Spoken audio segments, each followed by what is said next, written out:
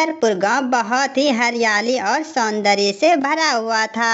उस गांव में न तो कोई बस स्टैंड था और न ही कोई रेलवे स्टेशन था, इसलिए उस गांव के लोगों को गांव तक आने में बहुत ही समस्या होती थी। गांव के कुछ व्यक्ति इसी बात को लेकर चर्चा कर रहे थे।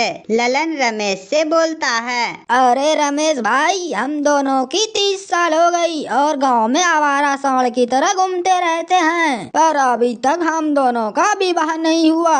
अरे ललन भाई, हमारा शादी कहाँ से होगा? न तो हमारे गांव में कोई बस स्टेशन है और न ही कोई रेलवे स्टेशन। सही कह रहे हो, इसी वजह से हम लोगों के रिश्ते दूसरे गांव से नहीं आते हैं। ललन की बात सुनकर रमेश गुस्से से बोलता है, और हमारे गांव की लड़कियां तो हम दोनों को घास ही नहीं डालती।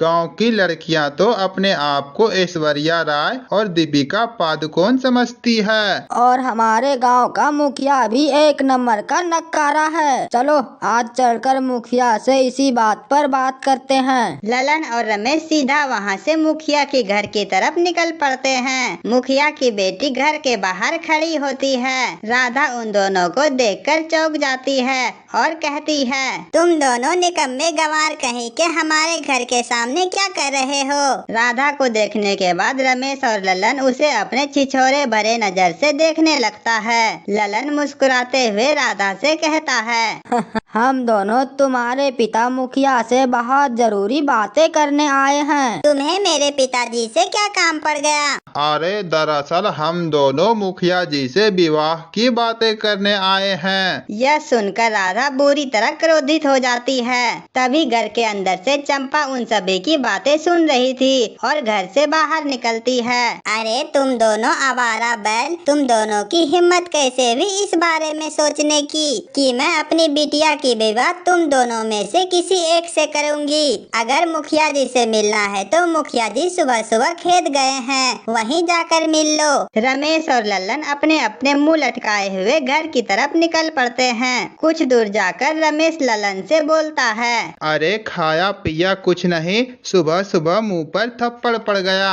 ये करमजला मुखिया सुबह सुबह खेत में करने क्या जाता है? करने क्या जाएगा, गया होगा पेट हल्का करने। वह मुखिया जैसे ही खेत से बाहर निकलता है, उसके सामने एक कार आकर रुकती है। कार के अंदर से एक सुंदर लड़की और एक लड़का बाहर निकलता है। वो लड़की मुखिया की ओर देखकर कहती है, हेलो, मेरा नाम सौम्या है। क्या आप ही हरियालीपुर के मुखिया हैं? और मेरा नाम अभिमन्यु है। मुखिया उस लड़की को छिछोरे भरे नजरों से देखने लगता है। सौम्या मुखिया से गुस्से में कहती है, देखिए, आप गांव के बूढ़े एवं मुखिया हैं। आपको इस तरह से दूसरों को छिछोरी पनी नजरों से देखना शोभा नहीं देता।